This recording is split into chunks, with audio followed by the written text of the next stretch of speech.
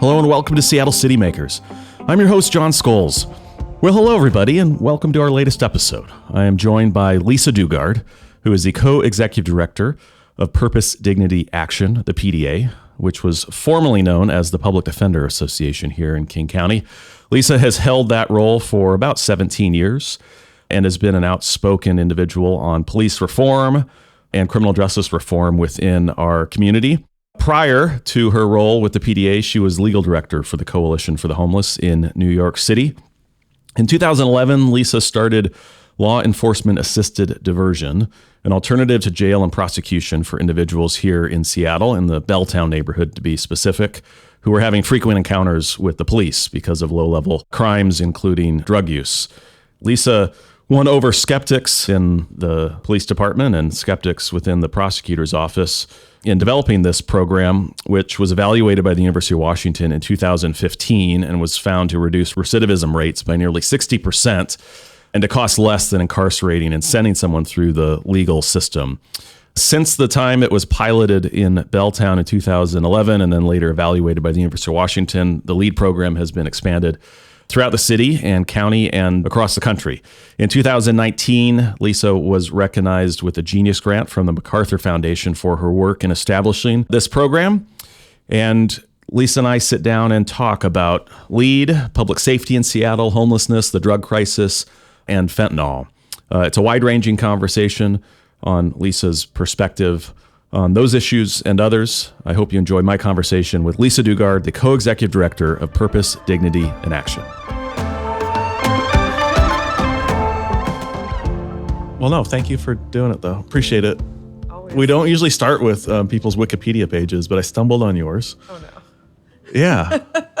It's like, I want to fact... That was popped up quickly. It did, yeah. In 2019. They don't know when you were born, and we don't have to...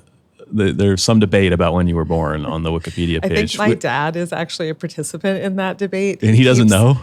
No, he does know. Okay. He keeps chiming in that he knows because he saw it happen, and they reject that as lacking a citation. He needs more. So they don't quite have the year. They've got 2 years here. But it says that, I didn't know, you went to UW when you were 12? Yes. You started at the University of Washington when you were 12? In 1978. Yeah. Wow. During the Carter administration. How did that happen? Well, they started, there was this really visionary psychology professor, Hal Robinson, who was a specialist in gifted education. And he thought that a large piece of the problem for smart kids, of whom there are very many, right? So, was chronological age stepping, that, people didn't fit in with their chronological age peers, but they could fit in with people, just not that very narrow band of people who were expected to be developing in, synchronously. And so his idea was, if you took so this does not describe me, but really brilliant and unhappy young people who were in middle school and early high school, who were otherwise on a trajectory to drop out or be suicidal or really have terrible outcomes.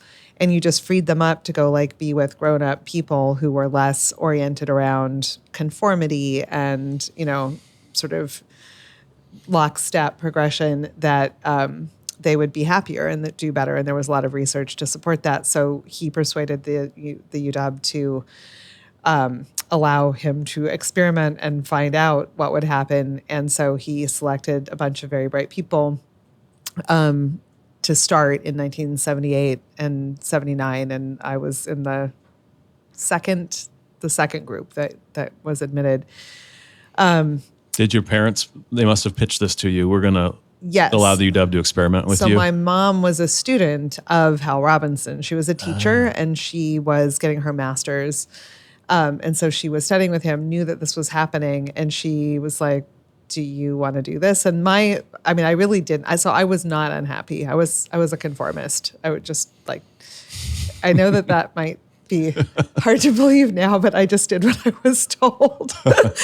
And so I was fine in junior high. But also, if you're like, well, would you like to go to college and, do this other exciting thing? I mean, what are you going to say? Like, no. So I said, okay. And then I just went. I took one class to start, and I still remember, the night before, like, well, how do you know where to sit, right? Like these junior high problems. Like, oh, you just choose your own seat. Wow, mind blowing. And I didn't do brilliantly, but I did not do terribly. And that was, of course, the big discovery that introductory classes in college are not really set to some impossible to meet level. And really a lot of students could do this, which was his point. So I kept going and ultimately went full time. And it was just kind of like an accident. But it's one that ended up being really impactful for me because I was a conformist little kid. But when you are 12 and you're at the University of Washington, you're weird, right? Like there's just no hiding that. And so I had to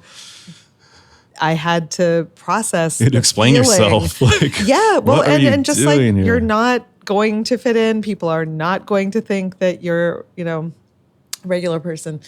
So I just had to endure being weird. And by the time I was 15 and starting to blend in, something inside me had strengthened around being, different. And so that ended up being really useful in later life and later years. So I'm really glad that I did it. And the other thing that it bought me was time because, I graduated, well, I didn't graduate. I left college. This is a theme in my life. I left college in 1983, which the Wikipedia page doesn't really reveal, but I didn't have my degree.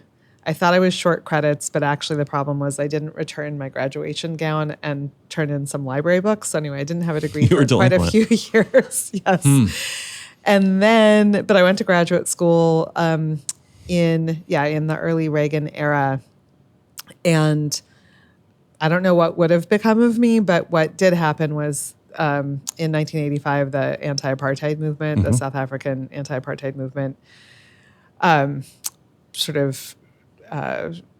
came to a critical point, and campus-based activism was important, and I got very involved in that.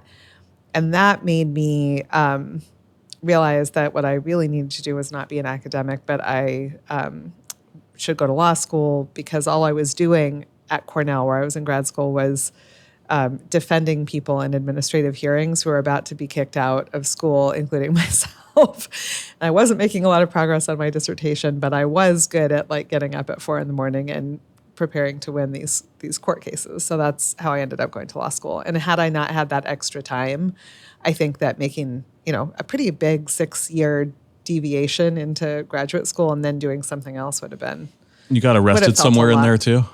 I got arrested many times, mainly when I was not guilty of committing the charged offense, but occasionally for chaining the doors shut of the administration building, where I definitely was guilty of the charged offense. Yeah. Were you chaining them from the inside or the outside? From the outside. From the outside. Only one door, though. There was clear egress and... It was a safe chaining. Safe chaining, yeah, for sure. We were... What prompted that? Well, Cornell at the time was, the president of Cornell was Frank H.T. Rhodes of Rhodesia. And it was really going to be like the last campus in the country to divest of South Africa related stocks. And so, I mean, all the other campuses, including University of Washington and Congress, managed to figure out that this was an important moment to get on the right side of history. But Cornell was like not going to do that. And so they started threatening international students with deportation. They were going to revoke their visas, and it was not a good response to peaceful protest. And so at some point, there was just kind of a sense of enough is enough, and I felt like it was my decision that we should move in this direction, and so I should be the one to put the bolt on the chain. Chainers. So I did, and yeah. But that's when I first it was proto-public defense, because we got off on a technicality. And I became really interested in that, that you can use these tools that are not in and of themselves that interesting, but they facilitate movement building that was interesting to me. So that's why I went to law school. What do you make of the free speech debates roiling campuses today? Yeah, I think that the left underappreciates free speech and that we need to really get back to basics and embrace that before it's too late. Yeah, I mean, I'm really a believer in liberal democracy. And I think it is true that constitutional democracy does not guarantee fair outcomes and that we have to do extra work to achieve those. But having the rules of the road be ones that, if fairly enforced, work for everybody. It doesn't mean they will be fairly enforced, but at least you have an architecture that is worth championing. And when your opponent cheats and doesn't follow the rules, you have the moral authority of defending those rules. And I really think we have to have that. So, I really think the sort of modern penchant for debunking the, liberal democracy because it has historically been administered unfairly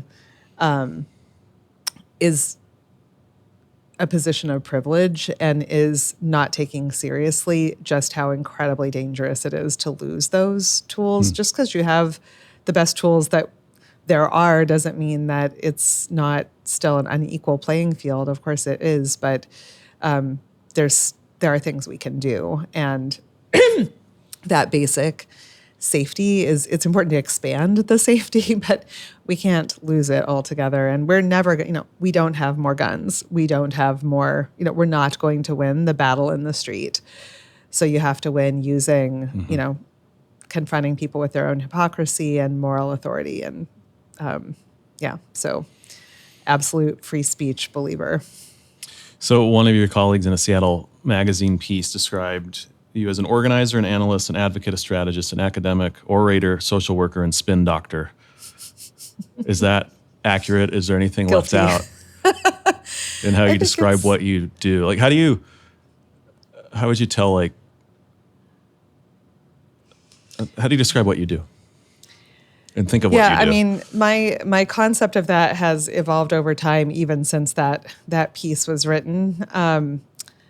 Now, I would say, the thing I'm most interested in is finding, building consensus around transformative strategies to make our community fairer and safer in a way that isn't a tug of war between two camps. So that, earlier, and maybe when that piece was written, I probably viewed myself more as in a camp, but having a strategy for dealing with the other camp. Now I really don't see it that way. Are you campless?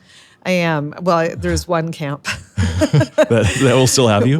One Seattle, one camp. Oh, one camp, yes. One camp. We're all in the same camp. All in the same camp with minimal, there are a few people on the margins on all sides, but I think is that how you see the city today, that it's much more aligned and unified politically in what we want than maybe where we were a few years ago? Yeah, I think so. I don't think that just came out of nowhere. I think that is the result of intentional choices by a number of different key leaders and key organizations that have chosen to show up in that way. And I think you can see that it isn't inevitable because lots of other cities don't have that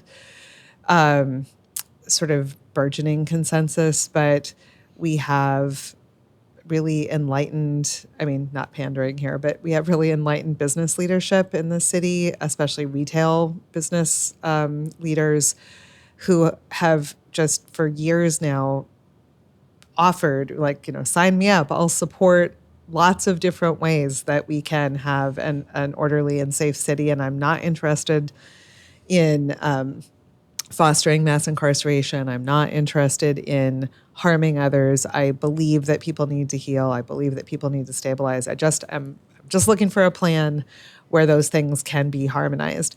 So when you have that kind of enlightened self-interest, it's not that hard for those of us in the social service sector to say, to take the hand that is being stretched out. But we're so acculturated to enemy thinking of like, that's a trick, or, that's not, if they want it, it can't be right. And so I think it's a bit of a zero-sum scenario too. There's a They win, I lose. skepticism about exactly that, well, if it really meets their needs, can it be my agenda?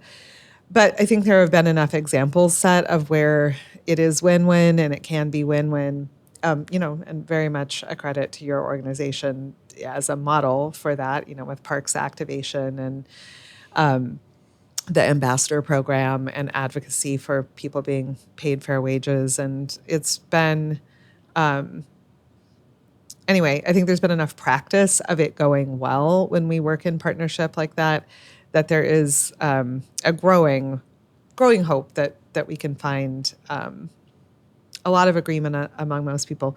And I know that, when people have run for office with a critique of kind of progressive, the most progressive wing of Seattle leadership, most of those people are at pains to emphasize that they want community-based, care-based strategies. They just want them to be robust and they want them to be effective. And so I think there's a lot of promise there for common ground.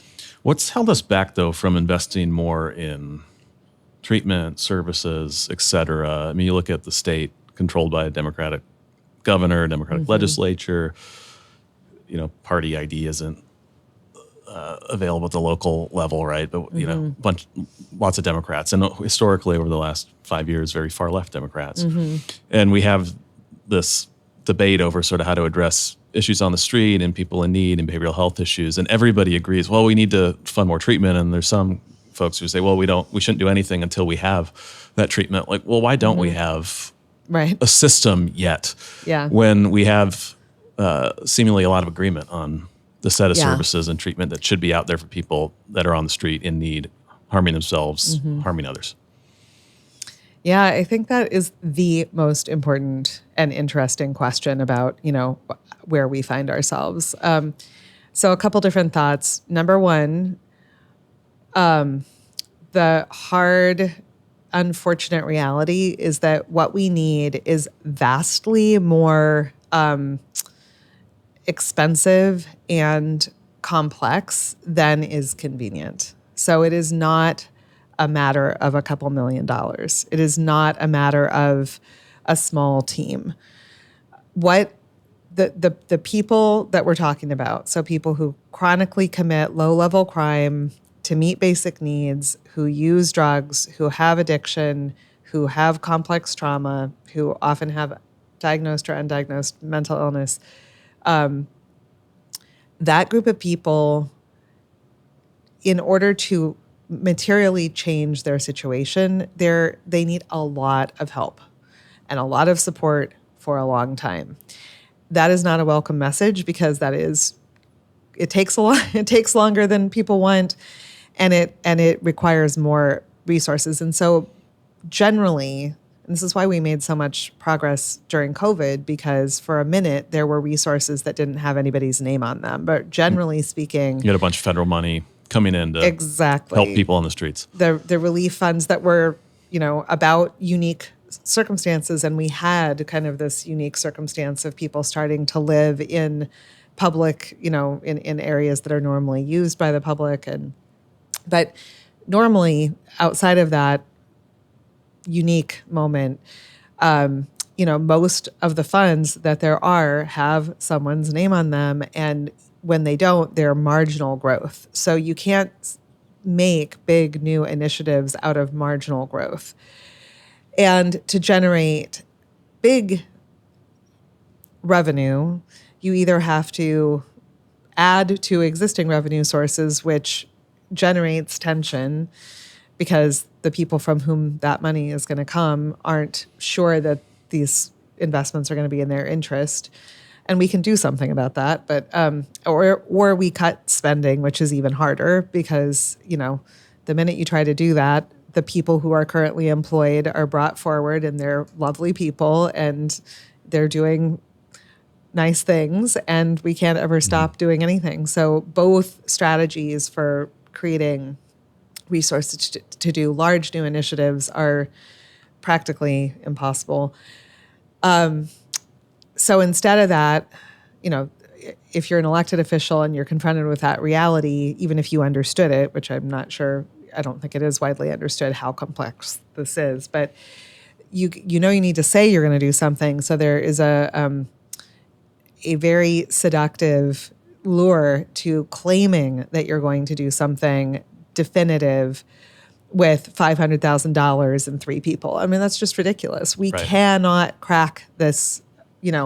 This is the result of massive structural inequality, decades of mass incarceration, decades of broken systems and underinvestment in the behavioral health world, decades of pushing kids into foster care because we take away their parents rather than supporting their parents, interlocking disasters, and we're not going to recover from those with micro initiatives. But that's all anyone can definitely put forward in a few months. So they do. And then those don't make any difference, of course, because they never could. And then the public becomes more and more cynical. And it is not untrue that then we have not a ton of money, but also not a trivial amount of money being spent accomplishing unknown, nobody can see what it's accomplishing. So the thing that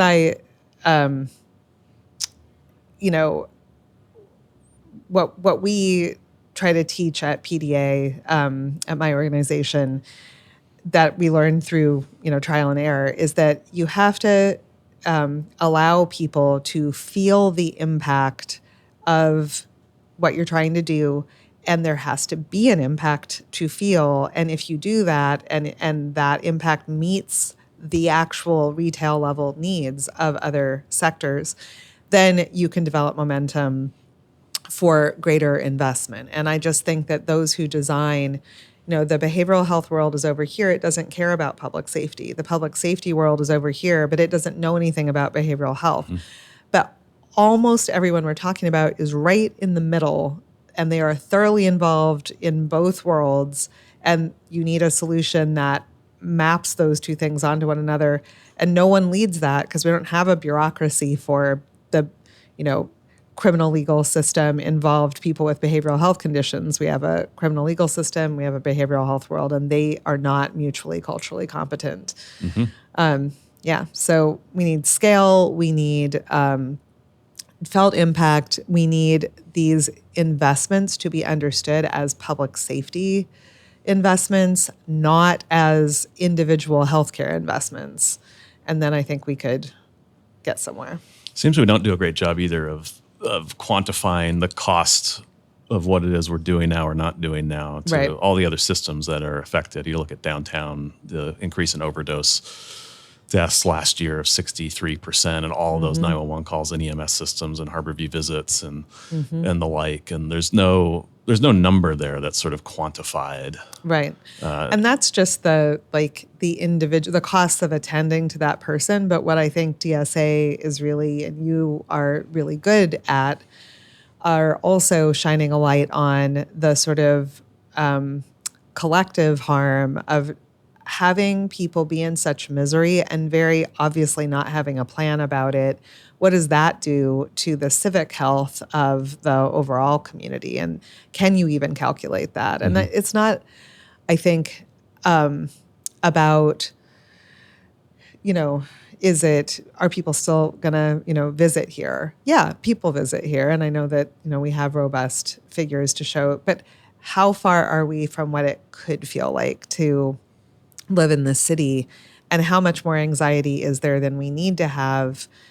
Really, people are not wrong to feel disquiet and to feel anxiety when they see massive numbers of people who are, making their way through life in our public spaces. They are not well. they are at best, it's unnerving to see, and at worst, it really is harmful and threatening to other people. And to know that there is no one to call. There is no response that is going to be more than, momentary relief. It generates a collective sense of things being out of control and us sort of underperforming what we could as a society. Yeah, we should fix that. And I think that you, again, and Seattle's business leaders in general do a great job of naming, like, we're up for that. We want that assignment. we want to figure that out. But leadership from the social service world and from the behavioral health world and from the political sector, need to match that invitation with, I think, more seriousness about what it is we're supposed to be producing. Like, we're supposed to be making a difference to how life turns out for people, not just window dressing like I showed up. We did a thing. We had a press conference. Yeah. We made an announcement on a new initiative. Or even as a responder, you're like, someone called, I came. Right. The person was in bad shape when I came. When I left, they weren't dying. Like, that's too low of a ceiling. We need to have a better plan for people. Yeah, the events of the last several years and the debate over defunding the police and the conversations around alternatives to police and to law enforcement seem to be so focused on, well, who's responding? Was it a cop with a gun who's commissioned or somebody else with other training? But the conversation then seems to stop there. It's not about, well, what are they responding with that will ultimately provide some better intervention and outcome for the person that generated the call in the first place. One of my colleagues said several years ago that, all of the energy is focused around first responders, who comes first. But most of the energy should be focused on who comes second. So who is going to take over after that first 30 minutes, after that first hour? Where do they go? From there, for the next 5 months, 5 years is really what we're talking about for a lot of people. That piece is almost completely unoccupied. And until it is occupied, it doesn't matter that much who comes first. And that's we've seen when police come first, but there is someone who comes second, they'll let that person go to the, community-based care providers who reliably respond and they know are competent, and they're willing to even track what happens to that person for months and years and be supportive as long as they have that information. But we almost never give them the chance to show that because we don't have that piece. And instead we do the cheap, quick substitute of, let's just have someone else come for that very superficial first touch. And that can be expensive and a lot of work to set that up. And then they end up in the exact same place the officer was, with nowhere to send the person. So last fall, the city adopted the ordinance to make it a gross misdemeanor to use certain drugs in public. It's been enforced by the police in a series of different operations and coordination with your organization to provide some of the services on a pre-arrest basis for folks who are eligible. How do you think it's going since first being implemented in October was the first day? October 20th. October 20th. Friday, October 20th. It was a big day. It's going exactly as the mayor said it would go. SPD has absolutely hewed to their commitment to use pre-booking diversion. And our teams have done exactly what they said they would do, which is show up within 30 minutes with super skilled people who are able to address people in pretty often, pretty dire state. Had they not been in a dire state, SPD would not have arrested them. But our immediate issue is that we're running out of caseload capacity to take on those folks. And the truth is that you don't really need, it absolutely makes sense that when police encounter people who are in really bad condition who are using drugs in public and are very debilitated, yeah, absolutely, they should be able to initiate a plan. The fact is, for a lot of the folks who are out there, you don't have to make an arrest to initiate that. We can also go out and find people. If we had the capacity to bring all of those folks in, we would already have done that. We just don't. So at the moment, we're prioritizing the people who police identify just so that, they have a good choice. But if we could, I feel like that whole exercise is really just sort of reassuring everyone that police are not just walking past people and ignoring them, and their hands are not tied and so on. But once we get through that, we need to really sit down and talk about what's the resource commitment that the city is going to make itself, and what other resources from the state or federally can the city tap to mobilize to respond to this group of people. And once we know the answer to that question, how many people can we meaningfully work with over the next year or the next 2 years? And that's the number of people we can work. People just have to accept that we're not going to get all the way there overnight. There's so much deferred maintenance here that we're catching up on years of neglect of this population. And even when case managers are working with folks, they are then hitting resource impediments. That group of people is not, in general, prioritized for housing. So we can do incredible work with folks on the street. We can do incredible work getting people into shelter. Then they get stuck there, and then people are backlogged and can't even get into shelter. So we need to do some system redesign, prioritizing our whole array of services and housing, in my opinion, to respond to those who have the greatest community impact. Not because are they more deserving people? No. But because when you do that, it then builds confidence and legitimacy in the eyes of the most people. Like, oh, this works. Of the public. We know what we're doing exactly. And then it makes sense to grow those systems and invest more, because we can see. It's like building, light rail, and you build the first link, and then you have a big party, and people come and ride it. You don't tell them they can't ride it for 50 years. You let them ride it, and they're like, I love this, and I would like it to go further, And we need the equivalent of that in public safety, social service strategies. Do you think the lethality of the drugs on the street now, fentanyl, what it does to the body, how highly addictive it is, how cheap and available it is, has it sort of like overtaken the existing system, services, treatment, overall response to previous drug crises? It feels like we just don't know what to do when it comes to this drug on the streets and its effect on people, and the numbers of overdoses and fatalities seems to suggest we don't know what to do. Or we might know, but we're certainly not doing it because we're going in the wrong direction. And in King County, in Seattle, and across the state. And nationally. I mean, it's a national, But with Washington State leading the nation in the percent increase in overdose deaths. But it was, but other states were starting at a higher level. So they are also, it's dire in West Virginia. It's dire. It's an interesting, it's terrible. The current circumstances are terrible. I think the truth is, though, we had not absorbed the lessons about what to do about heroin or methamphetamine. So this is just a more lethal version of not having absorbed the lessons about what to do about people who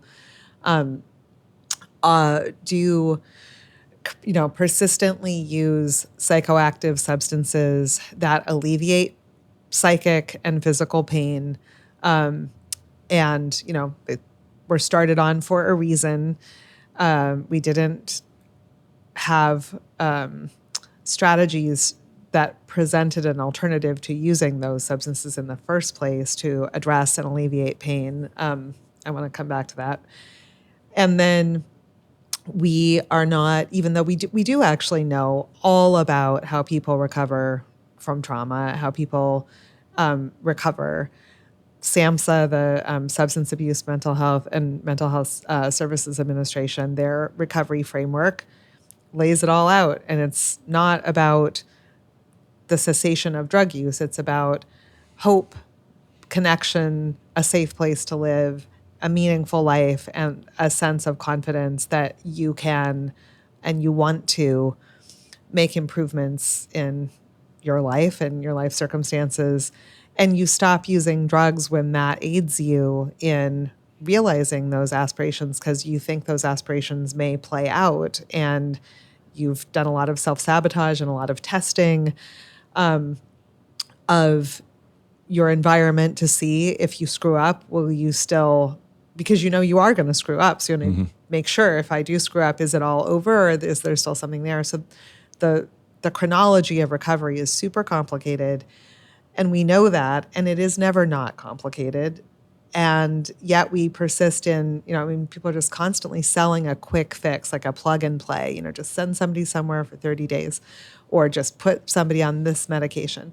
That is ignoring what they call the social determinants of health, and it's ignoring the context. And, people who are middle class, people who have great insurance, people who are very wealthy and struggle with these issues, it takes so much longer than we want it to, even when people suffer great losses. I mean, many of us have family members, ex-partners, children, parents who did not learn that lesson until they lost so much, or if ever, and it doesn't always end well. So we know a lot about the road of real recovery work, but it is inconvenient that it is slow and partial. And for people who don't have housing and don't have good access to trauma recovery therapy and the tools that the rest of us use, you have to fill that piece in as well. So we weren't doing a great job with heroin. And what big we? I mean, the collective. The programs that I've been fortunate to get to work on do a good job and have amazing outcomes after 5 years, but at the big we're not doing a good job with heroin. And at that time, people felt that was the ultimate crisis, right? And then methamphetamine was even more challenging because there was no medication-assisted treatment for methamphetamine. And the behaviors from it were more severe, right? Yeah. I mean, I think we have to really stop flattening the problem as drug use. Drug use is the problem. Penny Legate, whose daughter died of a heroin overdose, at a press conference that I was listening to. I wasn't speaking, just listening to her. A reporter asked her, what do we need to do to prevent drug use?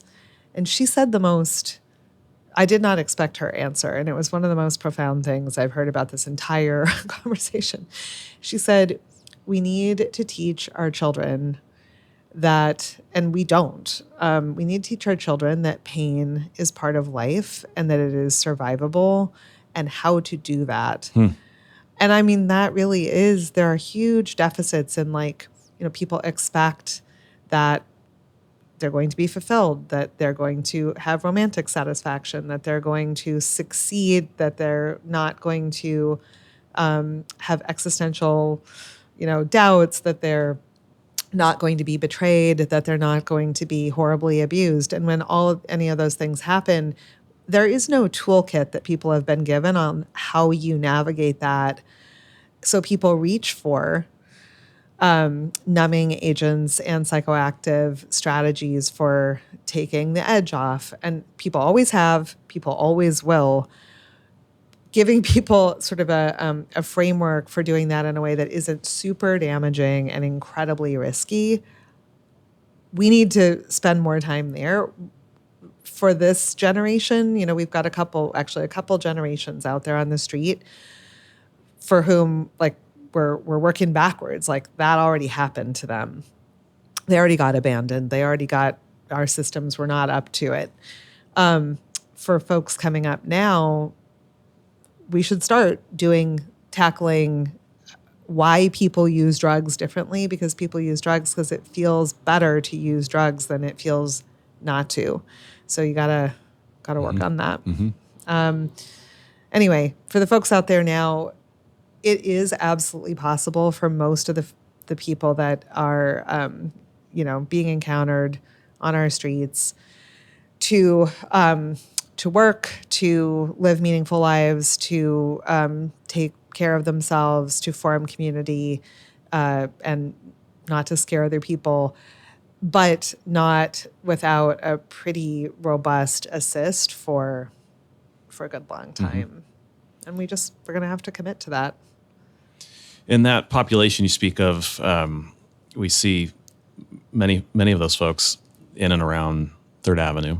You've been working in partnership with other organizations to engage more with that population in the Third and Pine, Third and Pike, Third and Union area over the last year or so. What have you learned from those efforts, and what's needed to help more folks off the streets?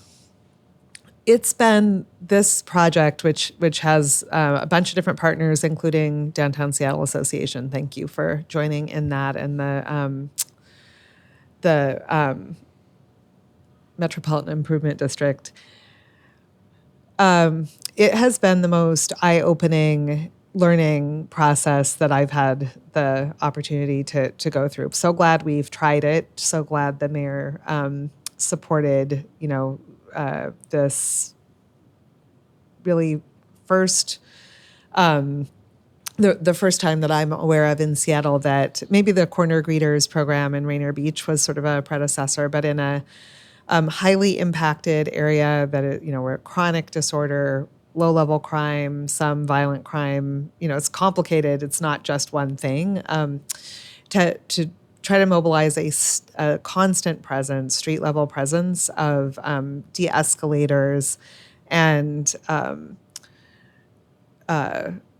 problem solvers out to control. We call it milieu management. So we're just, first of all, tackling, make it less chaotic, make it less scary, make it less impossible to navigate for people who are just passing through, people who are waiting for transit, or people who are trying to run businesses in the area. And I think that has been successful. It's not all the way there, but it is better than it was, and that's a non-trivial accomplishment. But what we didn't know is really I think we know the kind of situation that people are in out there, but how many people, what are their actual stories? Are these people who are mainly housed but coming in, sort of permanent supportive housing that are small units without community space, and people are coming out onto the street during the day? Are people unsheltered? What we learned creating a by name list, so we deliver care that does the street level 365 days a year, 6 a.m. to 9 p.m. work. They document everybody that they have repeat encounters with, who they can engage with and start to learn something about, creating a by name list so that we can really understand better what's happening. And so number one, there are way more unique individuals having an impact on the space than any of us understood. Well over 1,000 people documented in just over a year. And overwhelmingly, the population is at the point that we're encountering them unsheltered, which is, I think, beyond what anybody really... That surprised you? Yeah, we estimated no more than 50%. And so for us, that meant at 6 months, when we realized that we needed to shift gears and really foreground having a housing and sheltering strategy. So we used our co-lead program with the cities at the city's urging. We started to prioritize referrals from Third Avenue. So almost everybody who's offered a co-lead placement will take it. Co-lead is non-congregate shelter in a really dignified and pleasant space. So it feels like a place you might check in if you had a choice, and that's by design. We have several different facilities. They're 24/7 staffing, a safety team, medical care available on site, and intensive case management. So it's not cheap, but people accept when they're offered to go there we're always full with those city rooms. Once folks go in, what WDC and the other outreach teams have reported is that they look better. They are better. People are eating. People are, have eyes on. They're getting support for even small little challenges and problems. And so that is something, if we had far more of that resource, we could make far more progress. But then if people stay with us forever, then that resource backs up. So the other thing that we knew we needed was prioritized access to permanent housing, to the homeless housing system. So we've been really delighted that the King County Regional Homelessness Authority has chosen to continue their downtown focus with the Third Avenue project. The rest of their downtown initiative was mothballed, but they have continued to let the Third Avenue project make nominations to housing. And we've taken 20-person cohorts at a time of people in great need and with high barriers and with sort of largest impact. So we're not cherry picking, we're doing the opposite. Those individuals have been placeable, have accepted their placements, and our teams have been skillful enough to be able to do all of the navigation that is needed to accept their placements that they're matched with very rapidly. So, have we worked all the way through 900 people? No, and there aren't the housing resources to do that. But have we shown that you can do that? Yes. And I don't think that was really known. We were just touring out there today with a leader in town for a probation conference from the Bureau of Justice Assistance, and she asked how many of these folks will accept housing if offered, and the answer is well over 90%. So this is not a service-resistant population, but we do need to match each person to their right placement, and that skill set we have. So it's just, we can do this. We just need to scale the doing of it, by a few orders of magnitude above where we are now. But knowing that seeing that that's all of that is true, that these systems can work together, that the skill set is sufficient, that the workforce is the right workforce, and that the relationships of trust are strong, and that people believe that they're going to be welcomed as they are, even though we're not going to leave them as they are, but they're not going to come in and then be bounced out 24 hours later because we can work with them. All of that has been very promising, and to me, it's a source of a lot of optimism. We started the conversation, and you were noting, the alignment you feel we have in our city around how we approach issues like what we've discussed in public safety and homelessness and drug use. But there does seem to be often those issues where there are some dividing lines, a couple of them that, maybe they get offered to in the public debate as a way of dividing us. But I'm curious kind of how you think about them. One is the idea of a safe consumption site, a place that people can freely use drugs. We don't have one in Seattle. We've got some up north in Vancouver, proposed several years ago here in Seattle. Not much has happened, right? And how do you think about it today, especially given the nature of the drug crisis? And it's not heroin, it's fentanyl today, a much more lethal drug. How do you think about these? Are they? Well, I think supervised consumption practices are essential. And the fact is they are informally in use all over the city. Low barrier housing, that's where people can use. If people are using, you should probably make it as safe as possible. Right. And, but because that's not acknowledged, it's not being done, it's not being resourced or done as well as it could be because that's not part of the program design. So one of the things that we did with co-lead is that we recognized that the people that we're bringing in, that when they cross our threshold, they're not suddenly not using drugs. But we're not running a supervised consumption facility. We're running a non-congregate shelter with intensive case management that's part of a recovery continuum. We just got to, make sure that people are improving their health and therefore staying alive. And we need safe working conditions for our staff. So by process of elimination, we developed strategies to not displace or externalize drug use, to not have associated criminal activity on our premises, and to not have not fake wood, to not have any overdose deaths in almost 4 years of operation. And that, with well over 1,000 people who have gone through our program.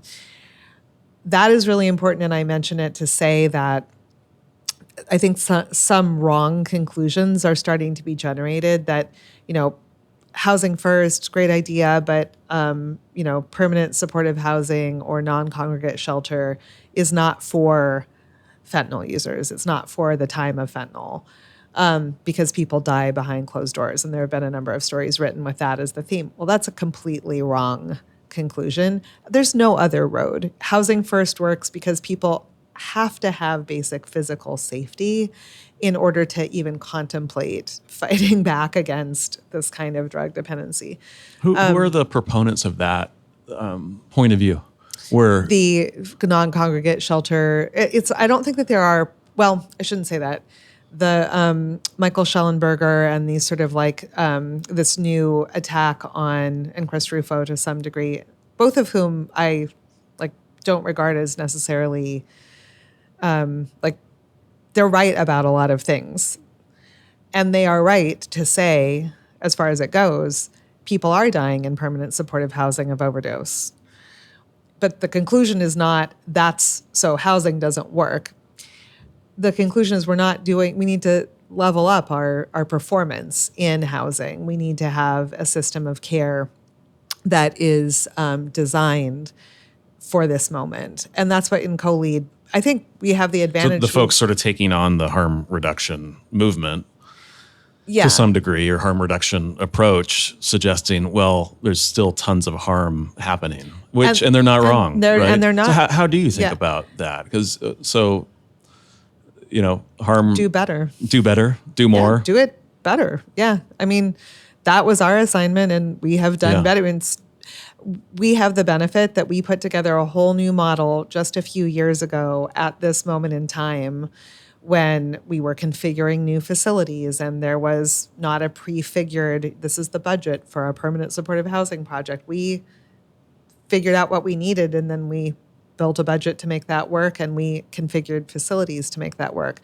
But that's why I say, the main thing that we've got in our favor collectively right now is that we have learned some things that work better than some other things. So it's not, and they might be more expensive. And it's absolutely fair for any voice that is it's all data, right? Too many people are dying in permanent supportive housing. Too many people are dying in non-congregate shelter models. Absolutely. So what shall we do to change those outcomes? And the co-lead model is a good place to look. I have really changed my view of supervised consumption. I don't think, we were part of the task force that originally recommended it. We put quite a lot of organizing effort, had quite a few arguments with you at the time about it. I basically think that Mayor Durkin, who was kind of a reluctant supporter, she, said she would do it, but then there was a lot of foot dragging. But I think at some gut level, she had a problem with the cost model, and I don't think that's necessarily wrong. These are fairly expensive to put together, and then if you were going to scale them, it's really expensive.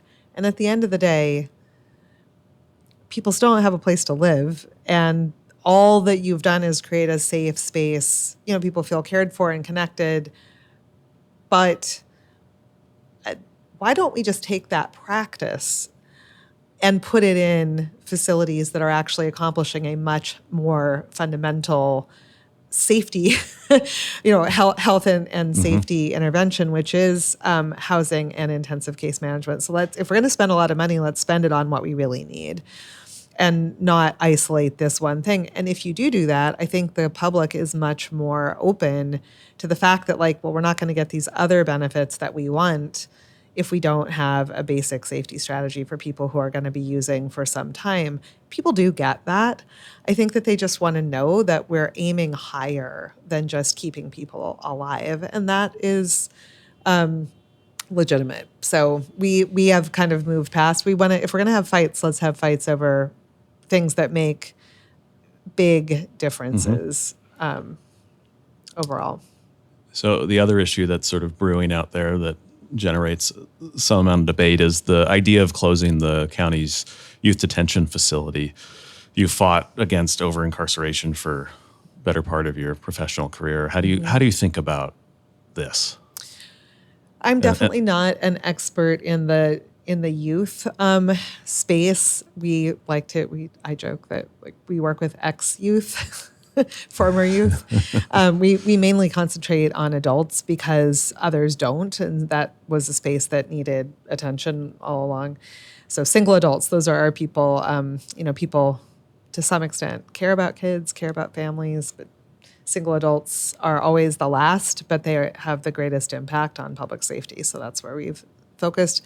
That said, I think there's a lot of promise in the concept of, I think it's a shame that there's been so much investment in a facility that is not going to be used for the originally intended purpose. That said, there's no question that facilities where people are detained need to be designed differently. And in other societies and other countries, they are. So yeah, we should do that better and differently. And it feels like youth detention in this county is on a path that could yield that, which would be great to see. So a lot of people have poured creativity and courage into that, including some elected officials. And I hope it pays off for them. For adults, I think we have to be realistic about the fact that some people are going to be detained, and you can't pretend that will not occur and not make plans for it to, I don't want to see another moment like we had 12, 15 years ago where there wasn't a plan for where adults would be. And so Seattle was all of a sudden going to send people to Yakima or send people to, if we're going to have people detained, they need to be in our community, accessible to their families, accessible to, be able to be in work release, go to their jobs. So realistic planning is important. It's also true that most of the people being detained today, it's not like when I was a public defender in the mid-90s and early 2000s, where people were in jail for the most absurd things. People were held in jail on $100 bail for months at a time for trespass in the park. One client that I recall, because he missed his curfew in a shelter. He went to the park, I think it was City Hall Park across the street. And there were a bunch of people in the park trying to just sit on benches overnight. The police arrived to enforce the parks are closed law. And he was the only person who didn't run. That was the officer's explanation why he got arrested, because his grandma taught him to always help the police. So that guy was in jail for 2 months on $100 bail. And so that's not, but with some exceptions, that's no longer the population that's in the jail. When it was, it's easy to say what to do, right? Stop doing that. That's stupid. But with a population that is mainly facing much more serious charges, the sort of low-hanging fruit are gone and the policy solutions are harder. And we just have to be honest that that's where we are. Both, the jail guards and the Department of Public Defense agree that the situation in the jail is unbearable. It's unbearable for the staff. It's unbearable for the inmates. Levels. It's de facto solitary confinement. Yeah. It's not safe. People can't be taken to medical appointments. So that's terrible. And if either of them could come up with an easy answer, we would be hearing it. And it's not clear what that road is. So, I just think this is a important topic for the new county council members who I think are great people to be, we have some really strong figures on the council right now to tackle these questions. And we're all just going to have to be. So it's our job to keep any unnecessary jail booking that can be avoided. We've got to avoid it. There is no slack. And we volunteer for that. We'll take, that 85, 95% of people who don't need to go in there, we will take them, and we need to design a way for their public safety, public order problems to be responded to in a way that does not introduce them into that jail.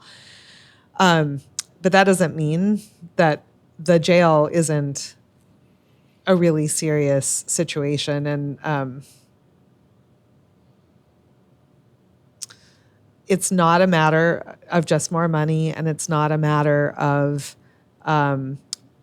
more space. The workforce issues in that sector, as with policing, are seemingly almost unsolvable. So all of this just means, like, let's absolutely do our part, on the front end to prevent any unnecessary entry. Mm-hmm. We conclude with two standard questions, Lisa. What was your first job? I was warned about this, so I had to think about it. But my first job, I was a French teacher in the early entrance program at the University of Washington. So at still 12, you were there. A college student and a teacher. I think I was 15. 15, okay. 15 or 16, yeah. Yes. And you know the answer to your second question if you think about it. Do I? Your perfect Saturday in the Seattle area. Yes. It's sports. Yes. Over at Montlake. Yes. Yeah. Yes. I mean, I might have to say that it was like frozen in time, the 2023 Husky football season. Will we ever like reach a little blip. Golden era? It was so It's a special. great ride. And is it over? We don't know. It's just the beginning of another one. But it was great. Those were some joyous afternoons. Yeah, definitely. Did you grow up going to games? Yeah. Absolutely. One of my my family's, like, this is typical of me. Like, I was enthusiastic, but often kind of blundered around. And so one of my family's go-to stories to embarrass me in front of, like, boyfriends and stuff was the time that we were in the stands and the band was playing Tequila, and I yelled tequila at the top of my lungs, but at the wrong time. And so anyway, I'm just not as easy to embarrass, but I still screw up about as often. Yeah. Well, I think we're in good hands under Coach Fish, I think. I mean, the assistants that he's like brought in. They've got some Coach recruiting Belichick to do. Coach cut his hair, so that's encouraging. Always optimistic for our Huskies. Well, thanks for making time for this, for what you do. having It's me. always fun to chat with you, to argue with you, to discuss. We didn't do too much arguing, but just to discuss, to be sued by you. We've been sued by you, right? No. Years ago, before my time. No. No? I don't think Okay. so. Did we sue? I'm confusing you with DSA? somebody else. Like a park permit issue or something. Maybe you were suing the city. Yes. And we were. That seems right. Yeah. But I think we turned a corner around parks activation. We definitely have. We sued. Yes. I'm sorry. I know that You did this sue program us. is over, but over. I knew it. Over Occupy Westlake. Yeah. And we won, as we do. Don't be sued by us. That's the lesson. We win. Yeah. Well, we haven't been sued since. So Yeah. lesson Because learned. you've been more agreeable. Lesson learned. So it was great to have you. Thanks for what you do Thanks for for having me our in. community. This has been great.